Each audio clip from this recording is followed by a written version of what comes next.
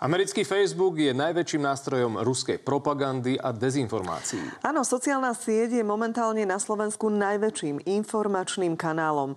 Využívajú viac ako 3,5 milióna ľudí. Mnohí sú tam iba preto, aby šírili nepravdy a hoaxy. Extrémne sa to prejavilo práve počas ruskej okupácie Ukrajiny. Ovplyvnení ľudia potom vojnu potierajú, zľahčujú a neveria, že na Ukrajine zomierajú nevinní ľudia.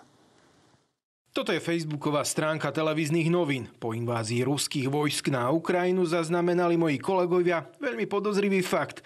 Medzi diskutérmi sa začala objavovať iba určitá skupina názorov. Je to naozaj 99% proruských orientovaných komentárov.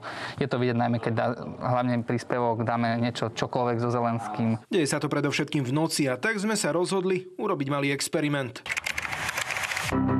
Je približne 30 minút po polnoci a moji kolegovia na webe práve zverejnili posledný prejav ukrajinského prezidenta Vladimíra Zelenského. Pozrime sa na to, ako tento príspevok žije na internete, akí ľudia ho komentujú a čo obsahujú ich statusy. Je mi ľúto vojny, ale prezident za to môže. Prispel sám k tomu.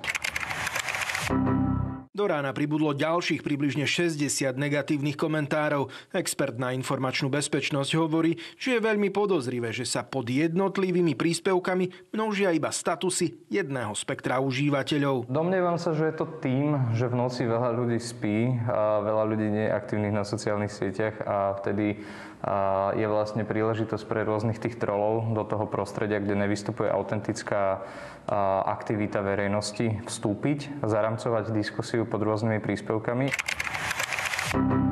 Nachádzajú ten priestor zamorený takýmito informáciami a už potom vlastne tieto informácie naozaj že v pretlaku fungujú na formovanie názorov v ľudskej psychike. Úlohou trolov je provokovať, uverejňovať rozporuplné, kontroverzné a klamlivé informácie.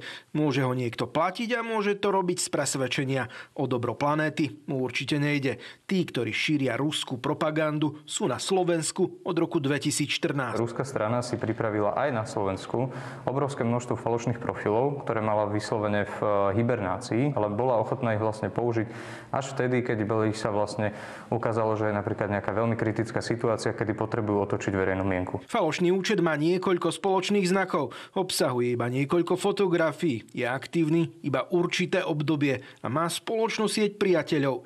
Podozrivé sú aj opakujúce sa statusy, v ktorých sa mení len pár slov. A Putinovi zjavne došla trpezlivosť. Viac si už nenechal brnkať po nose. Som proti vojne, kde zomierajú nevinní civilisti, deti, ale toto sa dalo očakávať. A Vladovi zjavne došla trpezlivosť, viac si už nenechal brnkať po nose. Som proti vojne, kde zomierajú nevinní civilisti, deti, ale toto sa dalo očakávať. Prezident vám zdrhol. Bohužiaľ nezostáva nám nič iné, len ich aktívne reportovať a odhalovať.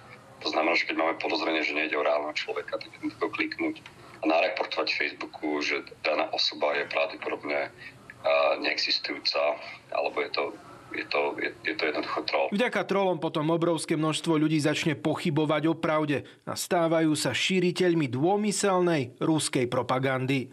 Už aj napríklad český prezident Zeman uznal, že sa mýlil a zmenil svoje postoje.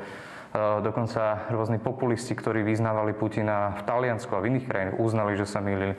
Ale títo aktéri na Slovensku, tí idú stále svoju líniu a kreslia čierno-biely svet, kde vlastne krajiny, ktoré usilujú o mier, sú fašisti, sú agresori, sú nebezpeční a naopak krajina, ktorá napadla svojho suseda a zabíja tam ženy a deti, je vlastne mierotvorca. Dávid Vido, televízia Markíza.